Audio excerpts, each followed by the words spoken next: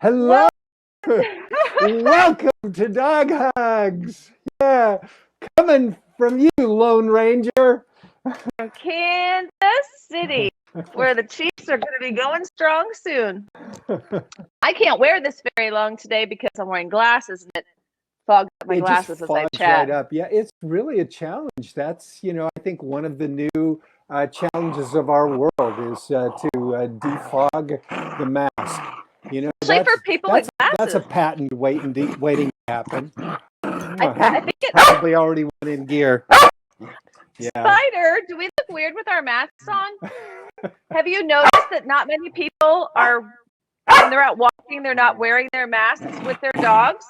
I'm noticing more and more, here in Los Angeles, we're coming into the barrel right now. And so people are starting to get the message, and I'm finding folks are wearing the masks more and more. But you're right. Good. Yeah, I would like more mask wearing. Yeah. Just for a One while. thing I do notice that as soon as I put it on, Spider knows there's a chance it's time for a walk. That's new. He's associating those two together. So Exactly. It used to be and when he heard the keys jingle, he thought, there's a chance. so see how we train our dogs into a pattern of watching, like observing our behavior, making an association with it, and then when you do that, they exert that behavior. Isn't that interesting? Yeah. Spider's been doing that with you when you open dog hugs because you talk louder and always have him perform. So his energy gets all excited He and he can't he contain himself. You are so right, Geraldine. I want to hear about your week in class. Wow. Well, I can sum it up in this. Wah, wah, Yeah? wah, wah, wah, wah, wah. Charlie It's hard. Brown's teacher. It's hard to talk through masks. It really is. You really rely on your eyes Yeah. and projecting your voice and choosing your words wisely so that they don't all run together. So it is a new practice in everyone's behavior and becoming a normal part of your day when you are mask wearing You know, to project. Groucho Marx said that during his live shows during in vaudeville, if he needed a laugh, all he had to do was raise his eyebrows, to get a laugh. It's so true. And there are some pets out there that are so animated in their faces, you can tell what's going on with them. But if you put a mask on your pet, you probably wouldn't be able to tell much about what's going on because they communicate so much with those 18 muscles in their face, right? Dumb.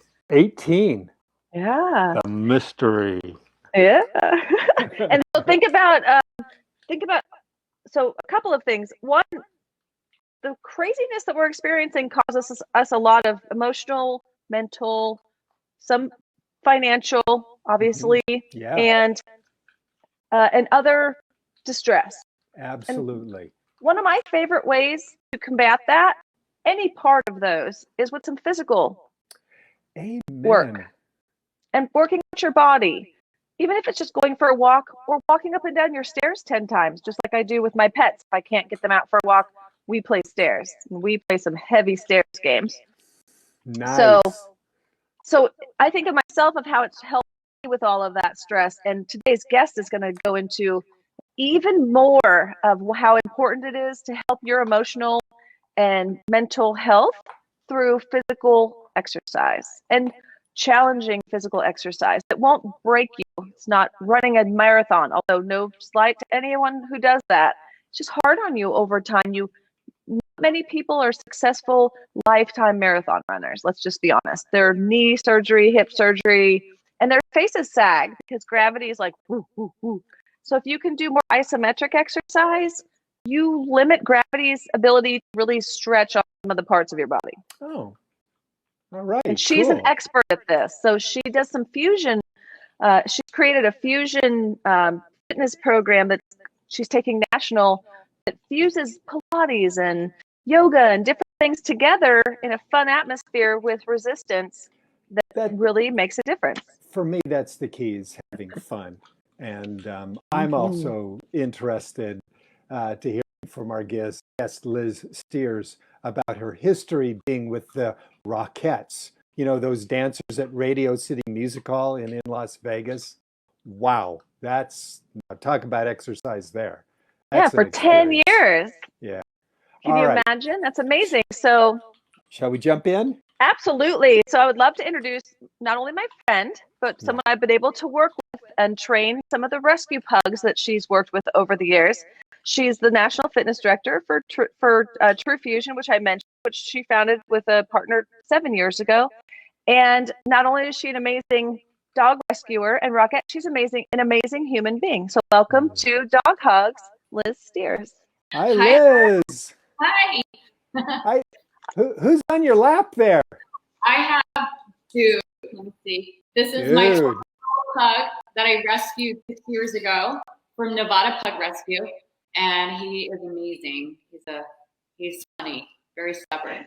Like Well, a good pug. like a good pug because they are mini mastiffs after all. Really? They really are. They came from the Orient.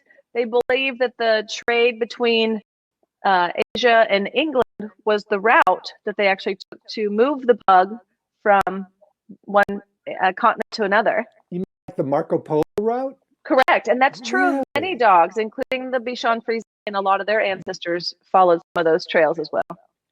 That's That's wild. I had no idea.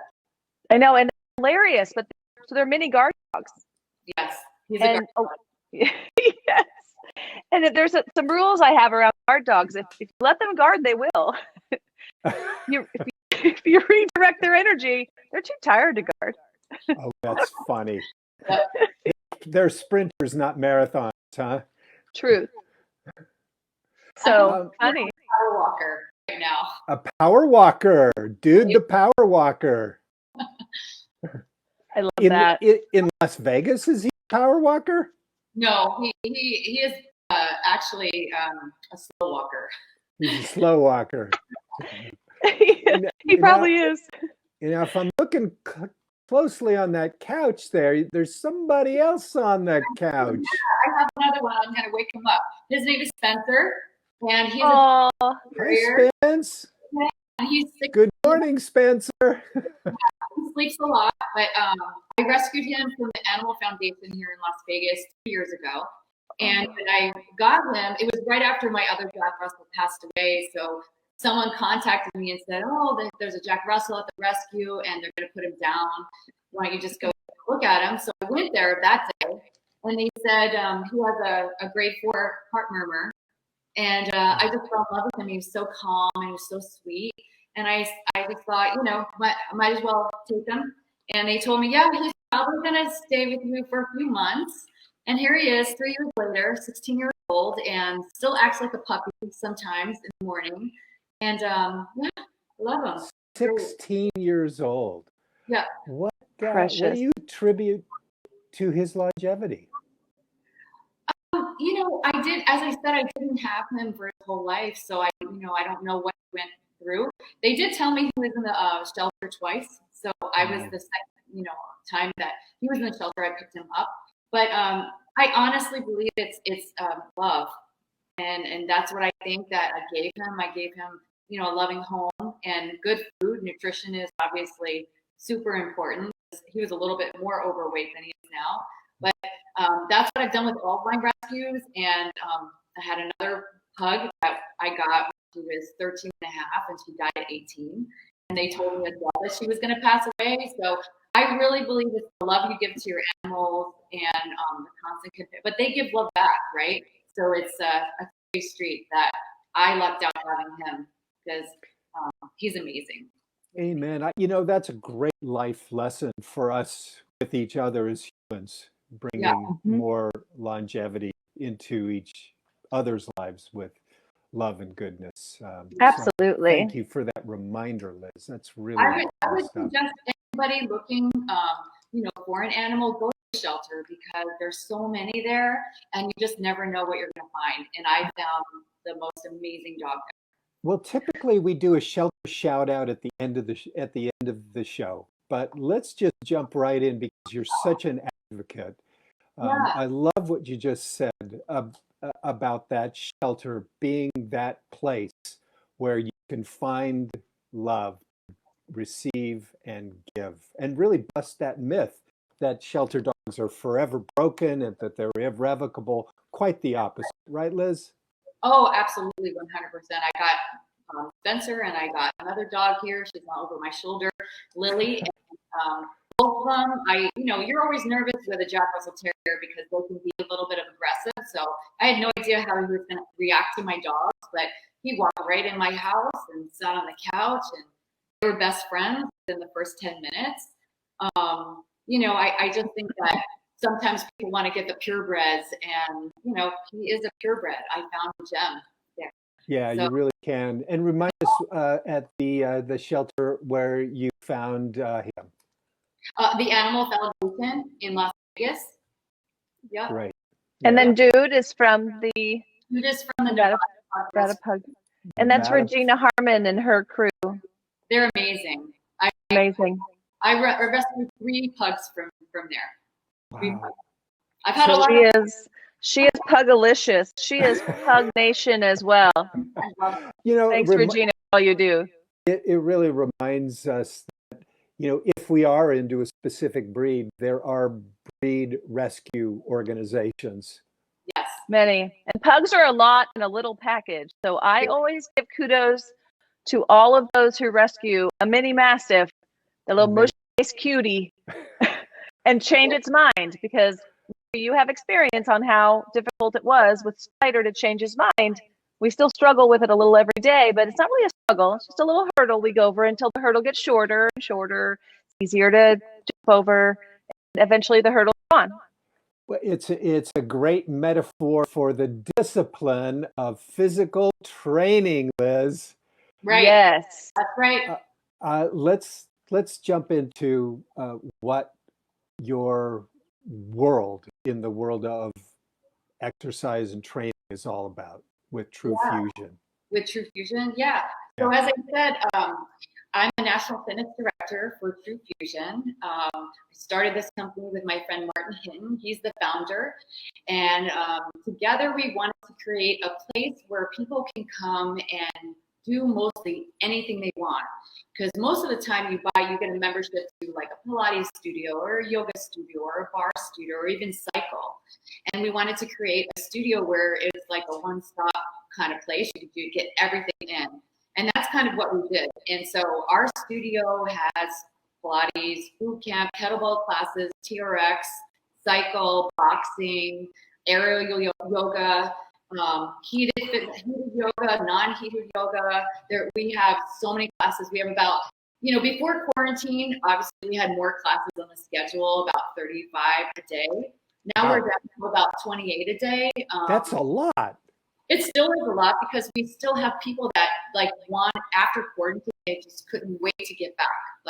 It's a tribe. I'm wearing True Tribe. And that's what we have there is we created this tribe, and it's not only going there and working out and exercising, then you leave. It's an experience. All of our classes are fusion classes, and they thread yoga within every class. So there's meditation, there's messaging in our class. So we want our customers to leave with an experience, and we want to help them, as you were talking about, emotionally, not just physically, right? So we're kind of proud of it. I really love that. I tend to be a little eccentric with those exercises that I like to do. The reps just bore me, Right. and yet I know that I need to do some of that. Yep. I mean, it's even in some who who have spiritual practices, will even say, some days my prayer or my meditation, I just did it because I'm supposed to do it, and I know it keeps my muscles strong, so to speak. And other days, wow, I really dropped in. So I know that the discipline is really important, and yet if I can get some variety in there too, that motivates me. Yeah, because you could go to the studio and maybe one day you feel really strong, you want to take a boxing class, and then the next day you're kind of tired, you just want to take a nice yin restorative class. We have everything for you. And one thing I wanted to mention is you were saying I want it to be fun, and Yeah, most of the time, that's why people come back, right? Is fun. And I feel like that's what we've captured is the fun aspect in it. And so music is so important. I don't know if you guys know, but music is the #1 thing to bring someone back to a class. So Really? all of our instructors, yeah, it's not necessarily the workout or the instructor, it's the music. The music is the energy, it's the vibe, it's what people come back for. It's the culture. Culture. Yeah, that's the culture. Yeah. That's a real eye opener. You know, it makes me wonder, Geraldine, if we were to use music at shelters when we train dogs. I don't know, just we'll put a pin in this and think that's something to think about. That is definitely something we'll talk about in the future, because there are different types of music we've talked about on the show that help calm dogs, especially we utilize to help with training before fireworks. So there are classical music really helps them calm down. There are many types of music that help pets calm and help us calm. Interesting. When it comes to working out, I love having the variety. And Liz has always been about variety. Every exercise class that I ever took with her, I loved it because there was variety and it kicked my tail. And I always needed my tail kicked. It was a way, it was, and the way I'm going to say this, I have all good intent. I love to go into an exercise class that's so hard that when I come out at the end of it and I'm successful, it makes the rest of my day easier. Because I've accomplished something really hard that made my body better, helped center me.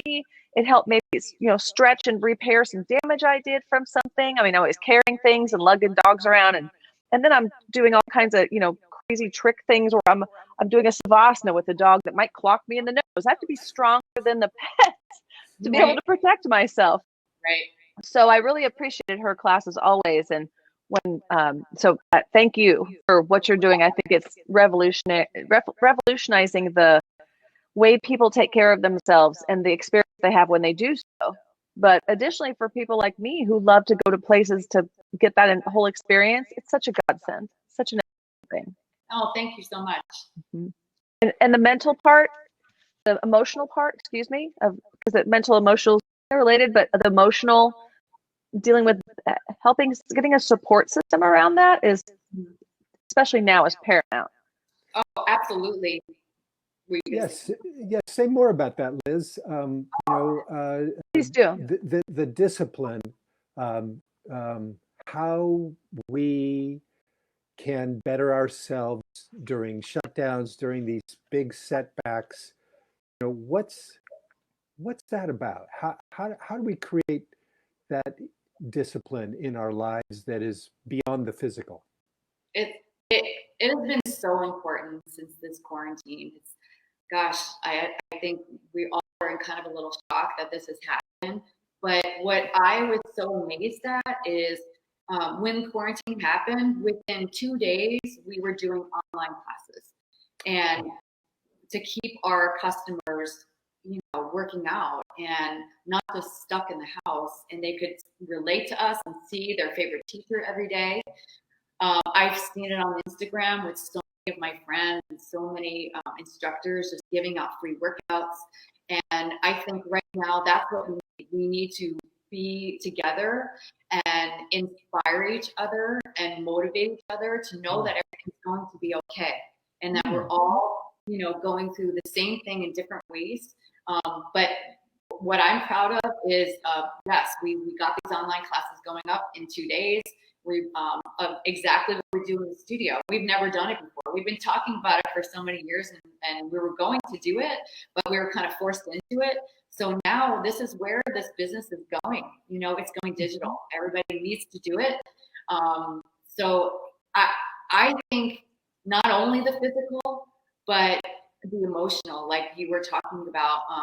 For example, in Las Vegas, there's so many people working in the casinos that lost their jobs. And I remember one girl coming back to my class after the quarantine and saying to me, this is all I have right now. I get up at midnight because they have to sign into classes a week ahead of time, right? And so at midnight you can sign up for the class for next week. And she's like, I get up at midnight to sign into a class because this is all I have right now, and I'm not going to miss it. And so as instructors, it's my responsibility to help these people through their tough times. you know, and to make sure that they are physically strong and inspire them some way with my words or my music or just the workout to help them lift their spirits, because the happier we are, the healthier our bodies are. We all know that. The moment you get sad, you were talking about your face sagging. Yeah, you know, the less you smile, the more your face sags. So I even did, you know, at the end of my class one day, a smile. Like, everybody smile, you know, to like make people laugh. That's brilliant. Little things like that, you know, helps so much. Just a smile. Just a smile. Or jump up and down once and feel excited for a second. Yeah, exactly. Instead of doing a push-up challenge for a month, we're going to do a smile challenge for a month, you know, at the end of the class. Brilliant. Yeah. So that's kind of brilliant. What we do at TruFusion. And, you know, I hope that we can continue this, you know, this inspiration for our customers.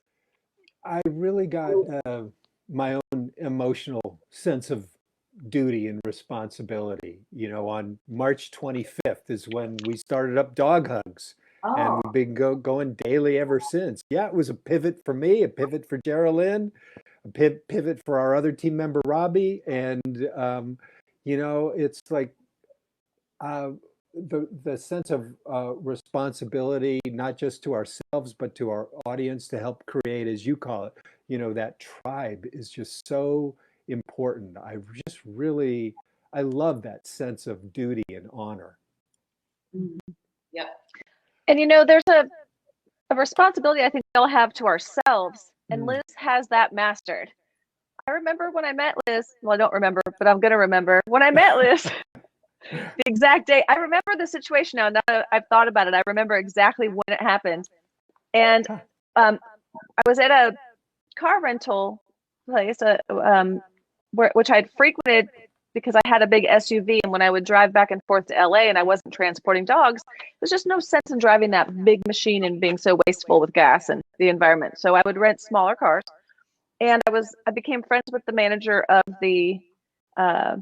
that certain branch. Ended up training a service animal for her, which she lives in St. Louis with that service animal now. And on one of those occasions, I met Liz, and she just exuded joy. Her happiness level was woo. And I loved her peaceful everything. So when we met and I told her that I was a dog trainer, she said, I have a rescue. I can't remember if it was the Pug or the Jack Russell that you had at the time that she was having an issue with. So I went over, and you walk in the door and you could feel the love. The dogs were all really great. The problems that they were having were age related and a little bit of your senses dull and change as you get older. So sometimes your reactionary behavior can be amplified by that, especially if it's a rescue that hasn't had that their mind changed about that reaction yet.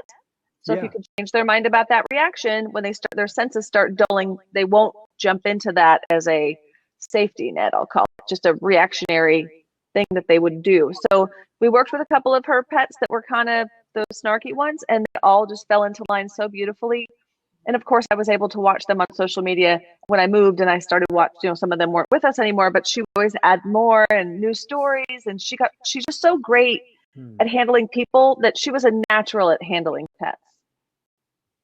Thank you. So, and has been, and like I said, I love following her. So make sure you follow her on social. Her workouts are amazing. And people say, Geraldine, why are you so skinny? Well, she just doesn't eat. I'm like, no, I just work out a lot. And I work out with Liz's programs. I fuse things together, moves she taught me in some private lessons we had together when I was living in Vegas. She's incredible. So I would recommend TruFusion to anybody. I recommend Liz all the time. I recommend TruFusion to anyone who really wants to step up their workout without harming themselves, because they pay attention to they listen to their body. And what's great, the reason why they have to is, especially as a Rockette, once you're hurt or injured, you kind of have to step to the side for a minute. So if you can protect yourself from not getting injured, you're good to go. Yeah, it's kind of like rehab. Mm-hmm. I'm so glad that you mentioned injuries. You know, that's the thing I'm concerned about the most. And I get real excited about getting into my exercise, and then I injure myself, and then I'm, you know, on the injured list for a couple of weeks, and that sets me back.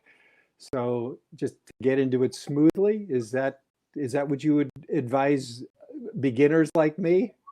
Yes, absolutely. I would, if you came to the studio, we can recommend certain classes for you, depending on what your goals are, what your fitness background is.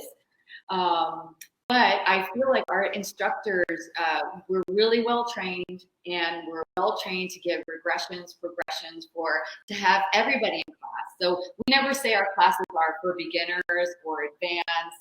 It's all levels. And our instructors are educated to help someone like you take a strong, fitness class, and then someone like Geraldine, who's taken it a million times with me, So yeah. Well, that's great. I want to hear about the Rockettes. I I'm just fascinated. I mean, you performed at Radio City Music Hall. You performed in Las Vegas. I mean, that's Americana. It was Talk about help us understand that experience. Wow. it was an amazing job.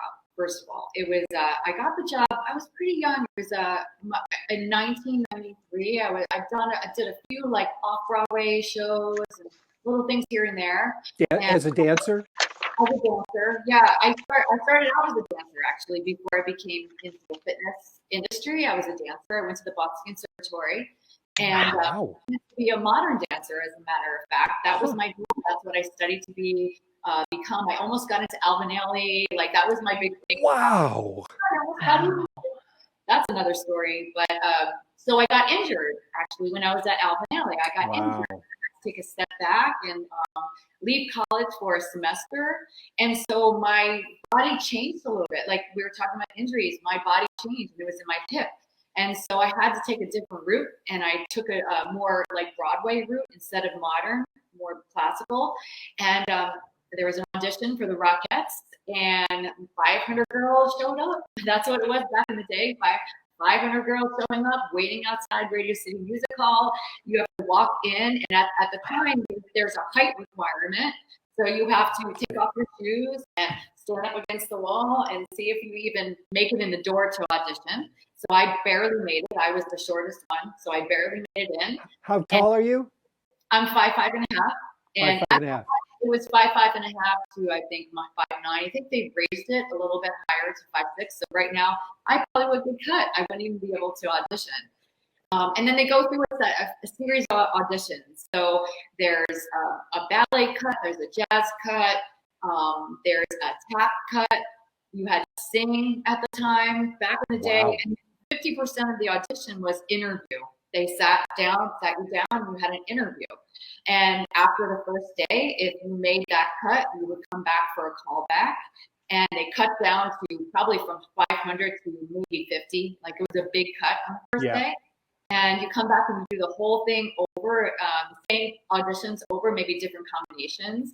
And then you get the call, and then I got the call to be on the national tour. So at the time we were doing a national tour with the Radio City Music Hall. It wasn't the Christmas show. And I did that first. I did that for about a year. And that show ended up sitting down here in Las Vegas at the Flamingo Hilton. So I did the show here. That's how I moved here because of that show. And so I did that show for about 2 years here in the Flamingo Hilton. And then I wanted to go back to New York and do the Christmas show. So I was actually bi-coastal. I lived here part of the year and I worked there part of the year. And I did that for a few years. I was in that for like 10 years.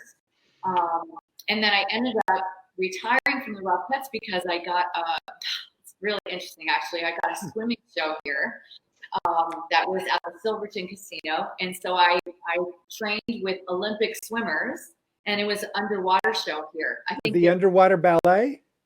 It was like underwater ballet. Wow. So half of the cast were dancers and half the cast were actually Olympic gold medalists. That they're in O here, they were in the Cirque du Soleil shows here, and I got that here, and then I just continued working here as a dancer. But my time in New York working for the Rockettes was absolutely amazing.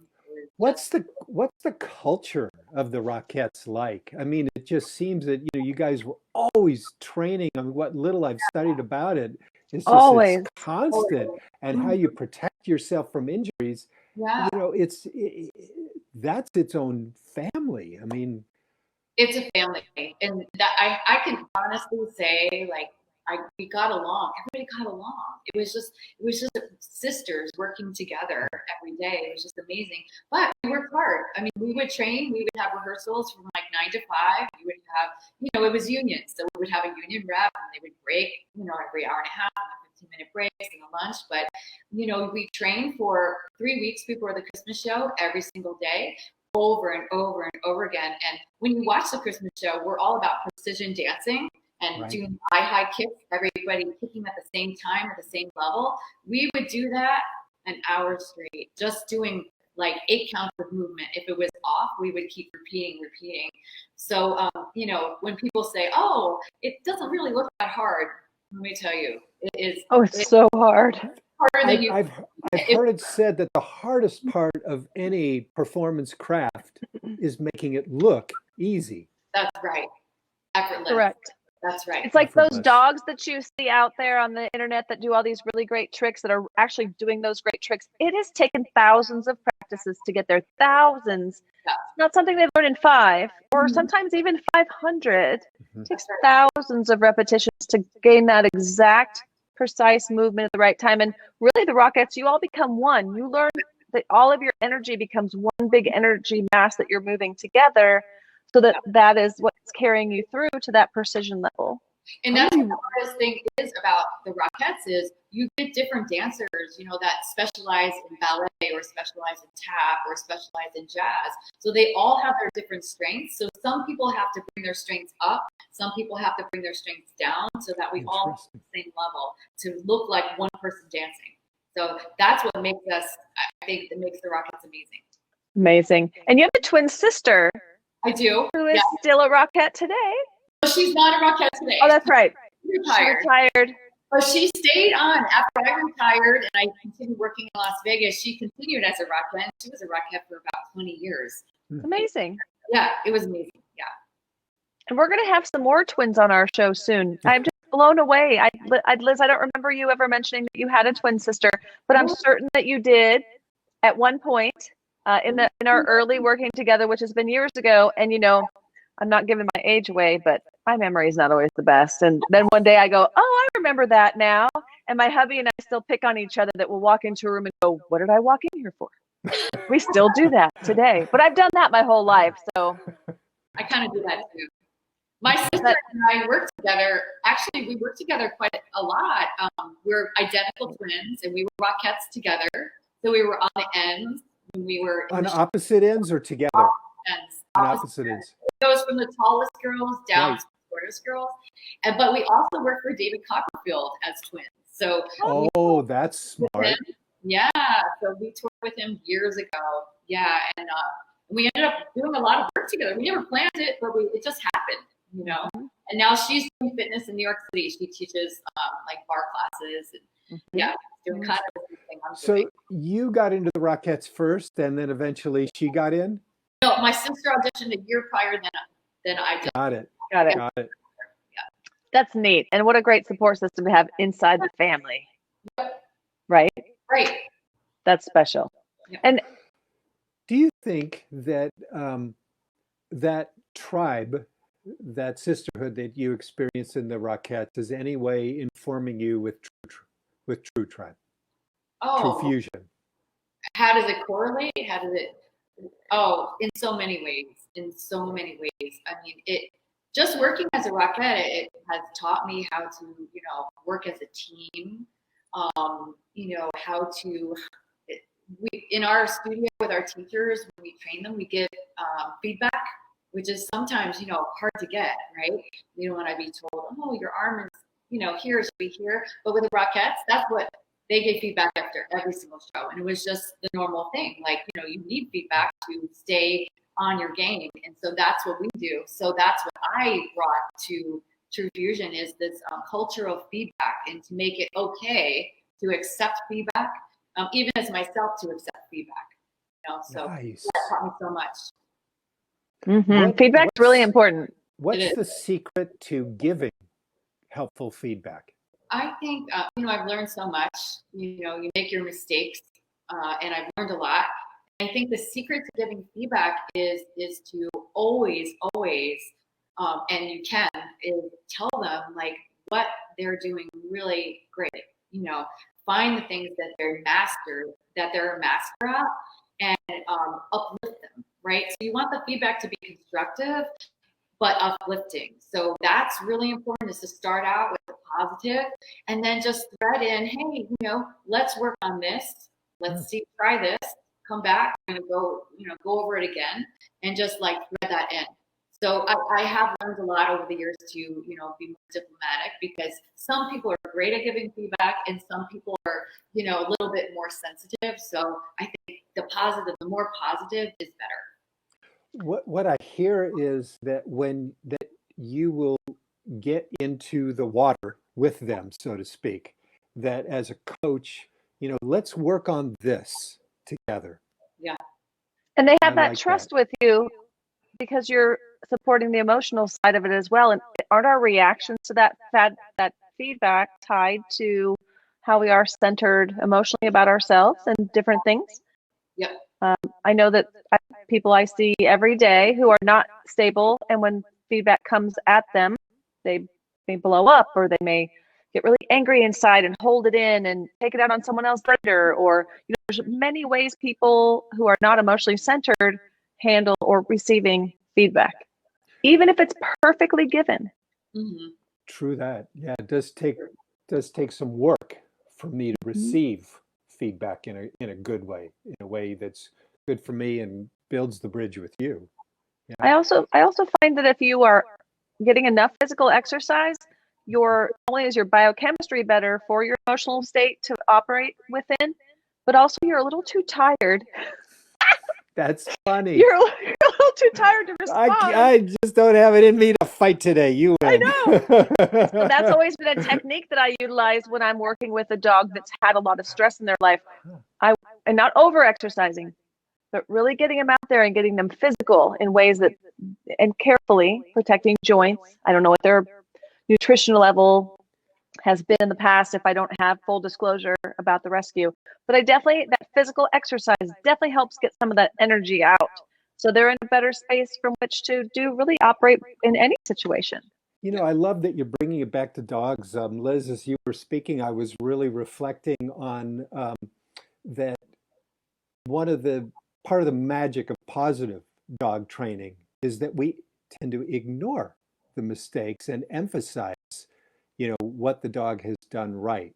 Uh-huh. Mark it, reward it, emphasize it, grow it.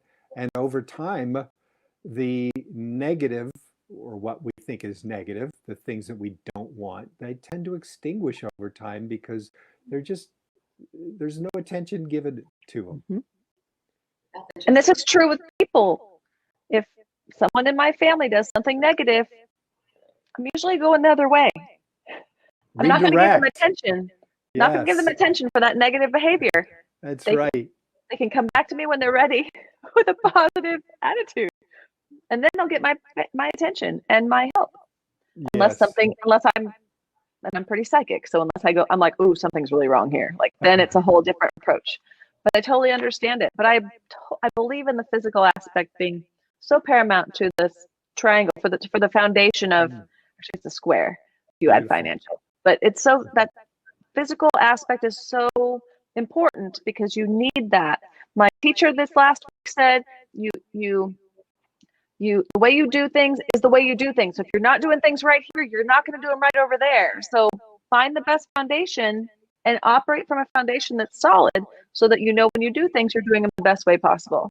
Have great mentors and take your time. Don't force things. A lot of people are in such a rush.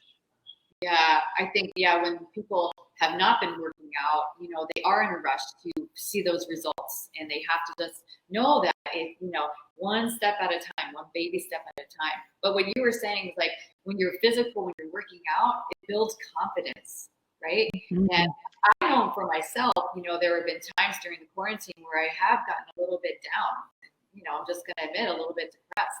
And when I would go for a workout, it just snapped me out of it. Just just feeling strong, feeling my muscles, it just helped. So, Right. And the biochemical explosion inside of you when you work out is so wonderful for you. And also, I'll tell you and you helped me with this as well, because you took my fitness to a whole new level. You helped me with falling. So if I were to fall, I was strong enough to catch myself. And there's nothing more that could build your confidence more than when you're out hiking and you almost fall and you catch yourself and you don't injure yourself because you do it right. You've trained yourself to the place where you know and you fall just right. And I've had a few of those. And I literally helped my confidence level knowing, man, you're not going to the hospital today. It's awesome. Because I'm strong. So, right. That's right. Or a dog would pull me. Say, for instance, I remember one specific instance at up at Anthem Country Club. I was training this pit bull, and he would do a U-turn and go the other way on a dime. And I've got his leash in my hand, and the minute he pulls, there goes my shoulder backwards, right? Yep. So have to be able to keep control of where my body is, what I'm holding on to, and how I'm handling things. So because if he injured me, I wasn't going to be able to be there to train him anymore now, was I? Right. So redirecting him while protecting myself was very important. A little bit of Aikido going with the upset instead of against it. Correct. And I practice a lot of Aikido, especially with any animal, human or furry or, feathered. I work with a lot, or insects. I have whispered away some wasps. That's another day's story. However, it's really important that you understand that confidence level, you build it into yourself. No one's going to give it to you. You give it to yourself. And this is one of the methods to get that. That's right. And even 10 minutes a day, 15 minutes a day helps. It doesn't have to be an hour, I always inspire people to start by stretching. If they're not going to do anything else yet, just start stretching, because that helps as well. And that gets them into less injury and being ready for your classes. Absolutely. That's a good piece for me right now. Yeah. Even breathing. I'll go further on. Yes. Thank you. Oh, yes. People are holding their breath now because they're upset and they're scared and they're frightened, and they start those deep breathing exercises at home, and you'll feel your shoulders relax, you'll feel your jaw relax. Yeah. And that just took a couple of deep breaths and felt that right now. That's right. Your number one way for you to detox is breathing, because you're breathing out yuck. Yeah. And if you hold your breath, you are setting yourself up for no good. So make sure you pause and breathe at least all day. Breathe. Good idea. Be aware all day. And pause. Take those deep breaths before you go to sleep. It'll help you sleep better. And the more you sleep, the better you sleep, the better you feel in the morning. Is there any other suggestion you have for those out there that haven't begun a program yet? Maybe leaving a note by the side of their bed to remind them to stretch the next morning, or some way to get something into their schedule? Yeah, maybe write down, like, I'm going to do 20 squats and 10 sit-ups and 5 push-ups today. And then maybe I do that for 3 times a week. And maybe next week I'm going to add in 2 more reps to that. The little, just by adding 2 reps, your body's going to be more adjusted to it. You'll become stronger. You'll become more confident. So you just start little things like that. Go to the store and maybe buy a pull-up bar, and you can start by hanging and start by strengthening your core just by hanging. Then you start by little pull-ups. You can put a band on your pull-up bar and do assisted pull-ups. I've actually done that. I've had a shoulder injury, so I'm doing assisted pull-ups right now, and my goal is to do 25 a day. But wow. Goals, like every day, write it up, put it on your refrigerator. Did I do my squats? Okay, I'm making dinner. I'm going to do 20 squats right now. Yeah. And then tomorrow I'm going to do 50 squats because I'm making a longer dinner today. So it's little things like that, and you'll see you'll just have more energy, and start improving your life. Oh, thank you. Great advice. And big deep breath. Yeah, that's right. Belly breath. Oh yeah. Big belly breaths. Liz, back to dogs. Thank you again for that beautiful shelter shout out for your 3. Did I get that right? Dogs. Yeah, you didn't see my other. Let's bring them back for a little encore here. Oh, Yeah, Oh, who look at dis? this sweetie. Who this is dis? Lily. And I actually got her three. She's 6. She's the youngest, and I got her 3 years ago at the Animal Foundation. But I went looking for a pug. There was a pug there, and when I got there, he wasn't up for adoption for some reason. And so I was like, "Oh, I'll just look around." And I saw her, and she was on a bed, and she actually has 3 legs, and Oh, she just had her leg amputated. Like, I don't know, maybe a few days before I saw her. And so I took her out for a little walk, and I was sitting with the person that does the adoptions, and she was explaining to me, her situation. She was a stray, and I was nervous because of her leg. I was like, oh, maybe she had cancer. I don't know. And so I said, well, let me wait a week, and if she's back in a week, I'll come in and adopt her. And then this little girl started kissing my face, and I said, oh no, I'll take her. game over. Yeah, that's really beautiful. And I always give Jack Russells and pugs. For 20 years, I've only had Jack Russells and pugs, and she's a mix of a dachshund and a chihuahua. And wow, she is the sweetest dog. The sweetest. Like, Yeah. I'm happy I got her. You really wants to went give Mama a rogue. kiss right there. She's my only one. She's the odd man out. That's cute. But what a great addition to your family. Yeah, she's sweet. Very sweet. Thank you for Geraldine, all the work you do rescuing. amen. Geraldine, did you want to give a particular shelter shout out today? So I'm going to join in and Nevada Pug Rescue. Regina, they do so We much. got a puppy pile on here. They do so much to help with a breed that needs special care, especially if they've been rescued. Something's happened, whether it be genetic or behavioral, the way they were feeding and handling. They're just so kind, and they do such a great job helping rescue and bring new rescued pugs to new families, including Beautiful. Liz's. Yeah. So thank you, Regina. I'm going with Pet Orphans today. And that's where I adopted Spider, and who they opened the doors to me to allow me to train a lot of shelter dogs, make films, and help them get adopted. I'm just so grateful to them that I got to develop my craft and really develop some training protocols. Thinking about that. And of course, most of all, it's where I met Spider. So thank you, Pet Orphans. Thank you, Pet Orphans. Liz, as you know, on this show is all about gratitude and blessing. Is there somebody in your life or in the world today who you'd love to extend some gratitude or give a blessing to?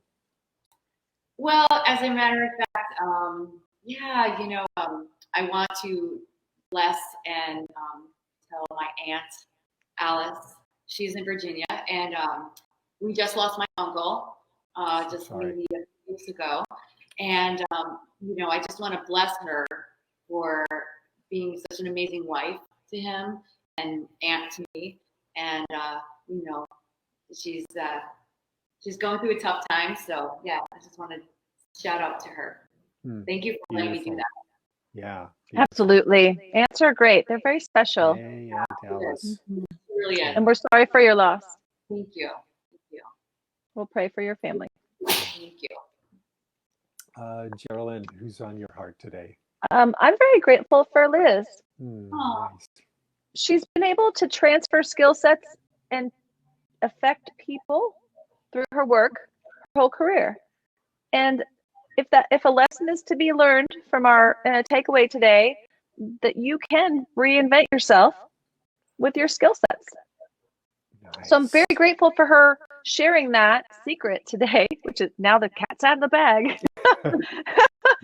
I mean, she's amazing, and I've been able to watch this, and she's so friendly and kind and sweet and just a lovely, beautiful, smart human being. And I'm so glad that we met and that we were able to work together. And I wish we weren't so far away, but hopefully I'll visit her in Vegas in the next year or two. I'll be back. So awesome. Definitely. So thank you, Liz.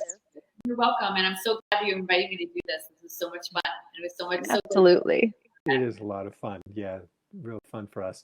Who's Larry? on my heart? Yeah. Who's on my heart who's today? On your heart today? Is my brother Mike in Brooklyn, New York.